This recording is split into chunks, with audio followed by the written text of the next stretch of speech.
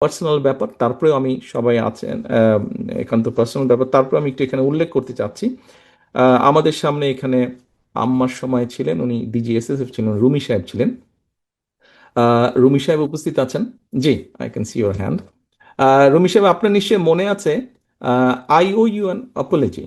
আপনার নিশ্চয়ই মনে আছে যে একটা মিছিল হয়েছিল একবার সেই পুরন ঢাকা থেকে আমিন বাজারে, এবং পুরো মিছিলটা আমি হেঁটে এসেছিলাম, আম্মাও ছিলেন সেই মিছিলে।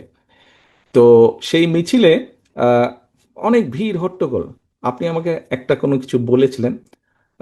আই এম ভেরি সরি, আমি সেদিন আপনার সাথে একটু রুড ব্যবহার করেছিলাম কোনো বিভিন্ন সব কিছু মিলে। I am very sorry for that.